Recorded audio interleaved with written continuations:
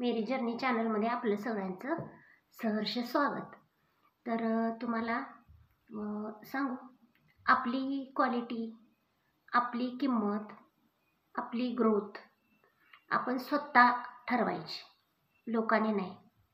लोक हसायला येतात, पोसायला कुणी नाही येत. तर तुम्हाला सांगू, ज्यावेळेस तुम्हाला सांगायचं मी माझ्या कॉलेज लाईफ मी जगत होती, तेव्हा तुम्हाला सांगायचं म्हणजे माझ्याकडं असं ब्रँडेड ड्रेस वगैरे नव्हते. त्यामुळे हाय क्लास टॉप क्लास मी मैत्रिणींच्या कधीच नादाला नाही लागले. मला जे मिळालं त्यात मी आनंदाने एक्सेप्ट केलं. त्याच्या आधी पण मी 10वीला तुम्हाला सांगायचं म्हणजे आमच्या घरात तर तुम्हाला सांगायचं मी पहिला तुम्हाला सांगायचं स्कूल म्हणजे कॉलेज लाईफ जगले. का तर ते तुम्हाला सांगायचं माझ्यात टॅलेंट होतं, मी पास झाले चांगल्या मार्कांनी. आणि तुम्हाला सांगायचं त्याच्यानंतर पण म्हणजे कॉलेज लाईफ छान झालं, पण मला भरपूर शिकायचं होतं. तर तुम्हाला सांगायचं माझ्या आईवडिलांची परिस्थिती नव्हती, आम्ही 5 जणी होतो. मग त्यावेळेस पप्पांनी माझं 12वी झाल्यानंतर ज्या दिवशी रिझल्ट होता त्या दिवशी लग्न करून टाकलं. मग मी नाही पप्पांना काय बोलले, का तर माझ्या पप्पांची जबाबदारी होती, त्यांनी पार पाडली. त्याच्यानंतरचं माझं लाईफ खूप म्हणजे खूप इतकं बेकार की म्हणजे तुम्हाला सांगायचं मला असं खूपदा मला वाटायचं की म्हणजे नको हे बाबा जीवन, मी स्वतःला संपवलेलंच बरं. त्याच्यानंतर पण पप्पांनी माझं लग्न झाल्या 15 दिवसातच तुम्हाला सांगायचं माझ्यासाठी कागदपत्र वगैरे सगळी गोळा केली. मग तेव्हा माझी पण पोलीस व्हायची इच्छा होती. मग पप्पांनाही थोडंफार तुम्हाला सांगायचं कुणीतर निगेटिव्हिटी म्हणजे टाकली त्यांच्या डोक्यात, नको मुलगी आहे कशाला लांब पाठवताय वगैरे. आणि त्याच्यानंतर तुम्हाला सांगायचं म्हणजे सासरकडच्यांनी बी तेव्हा म्हटले की नको, मग जर तर तसं झालं तर आम्ही तुला घटस्फोट वगैरे देऊ. मग अशा रीतीनं तुम्हाला सांगायचं मग माझं ते स्वप्न तिथंच थांबलं. त्याच्यानंतर पण तुम्हाला सांगायचं माझ्या लाईफमध्ये भरपूर कर्ज वगैरे होतं. असं की म्हणजे मी 15 दिवसात तुम्हाला सांगायचं मी स्वतः पॉयझन पेलेली. पॉयझन म्हणजे तुम्हाला सांगायचं मी तेव्हा म्हणजे विचार असा केला की नको.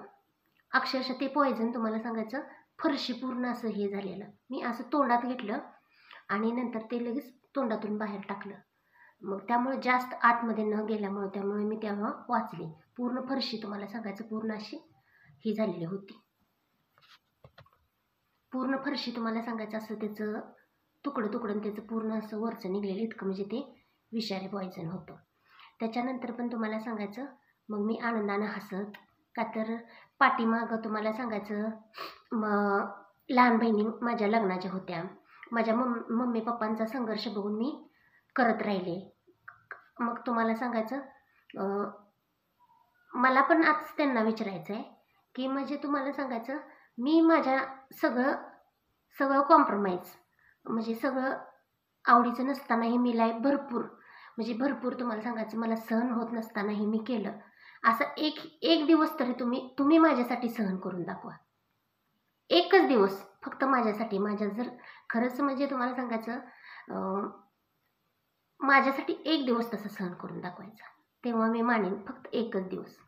आणि त्याच्यानंतर पण तुम्हाला सांगायचं हसत खेळत मी तुम्हाला सांगायचं स्कूलमध्ये पण खूप छान माझ्या मैत्रिणी होत्या. एकच मैत्रीण होती, तिचं माझं खटकायचं.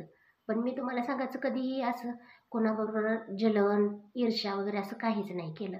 का तर आम्हाला तेव्हाही स्वयंपाक धुणं भांडी करून मग शाळेत जावं लागायचं.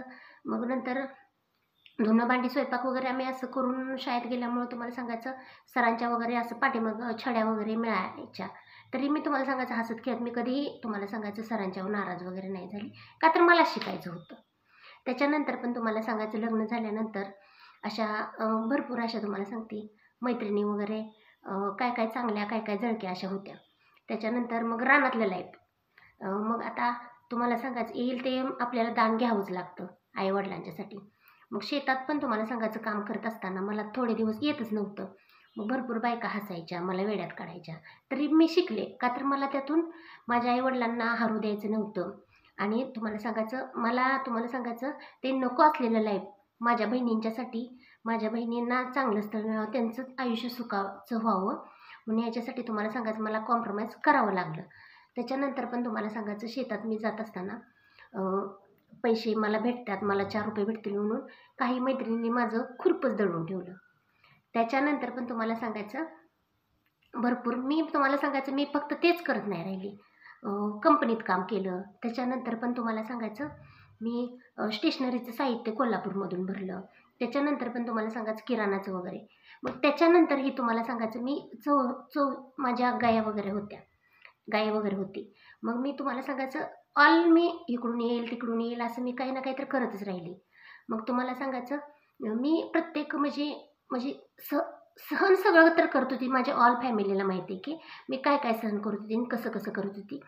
मग तुम्हाला सांगायचं मग त्याच्यानंतर पण मग मला ह्यातून पैसे त्यातून पैसे मग त्या जळणाऱ्या मैत्रिणींनी नंतर तुम्हाला सांगायचं मग असं तर तुम्हाला सांगते एक व्यक्ती होती की म्हणजे तुम्हाला सांगायचं मी किराणाचं जे साहित्य भरलेलं होतं ना मी माझ्या घरी म्हणजे उंदरं वगैरे झाली तर औषध घालायची. पण ती अशी व्यक्ती होती की म्हणजे तुम्हाला सांगायचं ती औषधच नाही घालायची. त्यामुळे मला तिला माझं काम बिघडवायचं असेल. मग त्याच्यानंतर तुम्हाला सांगायचं औषधं घालायची. मग ते उंदरांनी माझं सगळं साहित्य वगैरे त्याला लॉक होतं ना त्याला खिडक्या वगैरे काहीच नव्हत्या त्या रूमला. मग त्यामुळं तुम्हाला सांगायचं भरपूर माझं नुकसान झालं. उधाऱ्या वगैरे पडल्या. मग मी त्यानंतर मी व्यवसाय बंद केला. मग त्याच्यानंतर पण तुम्हाला सांगायचं मी तुम्हाला सांगायचं मोबाईल घेतला. मोबाईल घेतल्यावर पण तुम्हाला सांगायचं माझ्या मुलीला असं कुणीतरी नालायक माणसानं सांगितलं की बाळा मोबाईल जर साबणाने स्वच्छ जर धुतला तर तुम्हाला सांगायचं तर तो मोबाईल खूप सुंदर म्हणजे लय छान सुंदर दिसतो. मग लहान बाळ होतं 3 वर्षाचं. ते घसरत गेलं आणि तुम्हाला सांगायचं जनावराकडं म्हणजे बादली भरलेली होती. त्यामध्ये तिनं साबण नेला घरातला आणि तुम्हाला सांगायचं तिनं तो साबण लावून स्वच्छ मोबाईल धुतला. म्हणजे तो मला पहिल्यांदाच मोबाईल त्या जळक्या व्यक्तीच्या आधी मला भेटलेला होता. मग तुम्हाला सांगायचं त्या जळक्या व्यक्तीनं माझा मोबाईल तुम्हाला सांगायचं हे केला म्हणून तुम्हाला सांगायचं मग नंतर मी थोडंफार मुलगीला वगैरे रागवले. पण तुम्हाला सांगायचं तिला तर लहान काय कळणार सांगितलेलं असतं. लहान मुलं काय ऐकतच असतात. त्याच्यानंतर पण तुम्हाला सांगायचं तिसरी गोष्ट माझी बिघडवण्याची काम केली. चौथी गोष्ट पण मी असं काय तुम्हाला सांगायचं गोल्ड वगैरे केलं किंवा पैसे जरी साठवले तर तुम्हाला सांगायचं मला मारून मनागत म्हणजे असं माझ्या मनाविरुद्ध तुम्हाला सांगायचं ते सगळे पैसे माझ्या असं यश येऊ नयेच असंच करायचे तुम्हाला सांगायचं. पण मी अजून करत राहिले. मी प्रयत्न सोडलेच नाही. मग मला तुम्हाला ह्यातून सांगायचं आहे मी तुम्हाला सांगायचं माझ्या हातून भरपूर सगळ्या गोष्टी निसटल्या. मग तुम्हाला सांगायचं मग निसटल्या म्हणून तर मी आणि नवीन करत गेले ना. मग तेव्हाच तुम्हाला सांगायचं माझं लाईफ म्हणजे असं होतं की शेतात मी खुरपण दोरी माझ्या हातात होती. आता तुम्हाला सांगायचं माझ्या हातामध्ये लॅपटॉप मोबाईल 35,000चा. आपली ग्रोथ आपण तुम्हाला सांगायचं करू शकतो. एक दिवस असा होता की मी तुम्हाला सांगायचं छपराच्या घरात राहत होते. पण आज तुम्हाला सांगायचं मी 5-6 वर्षाचं भाडं रेंटच तुम्हाला सांगायचं नाही म्हटलं तर 3 लाख रुपये मी आत्तापर्यंत घराच्या रेंटला दिलेत. असंच तुम्हाला सांगायचं नंतर पण माझ्या लाईफमध्ये भरपूर प्रॉब्लेम आले. तरी पण तुम्हाला सांगू एक मैत्रीण मला असंच हसत म्हणली आम्ही नाही बाई म्हणली रेशनचं खात. अगं तू रेशनचं नसलीस खात तर तू कधीतरी आवडीनं तू इडल्या खाल्ल्या असशील कधीतरी डोसा खाल्लाच असशील. बायकांनी पण बोलताना म्हणजे असं विचार करून बोलायचं असते. म्हणून तुम्हाला सांगायचं कधी कुणाला मी माझ्या लाईफमध्ये इतकं म्हणजे माझ्याकडं सहनशक्ती आहे ना. माझं कुणी काम बिघडवायचा प्रयत्न केलं तर ना तुम्ही मला सांगा. आज मी तुम्हाला सांगायचं माझं सगळं काम म्हणजे बिघडवलं तर तुम्हाला सांगायचं मी आणि उद्योग शोधत राहिली. जवळपास तुम्हाला सांगू मी मास्कच्या ज्या ऑर्डर म्हणजे माझं ते लाईफ नव्हतंच म्हणून तुम्ही माझ्या हातून घेतलं ना. मला पुढं अजून काय तर व्हायचं होतं म्हणून तुम्ही घेतलं. घ्या मी अजून नवीन करू शकते अजूनही नवीन करू शकते. कुणी काही बिघडवण्याचा प्रयत्न केला तरी मी तुम्हाला सांगायचं मी तर म्हणते चांगली लोक असण्यापेक्षा जळकी आणि कपटी अशी तर माणसं आपल्या लाईफमध्ये असावीत. ते तर आपल्याला चॅलेंजेस असतं.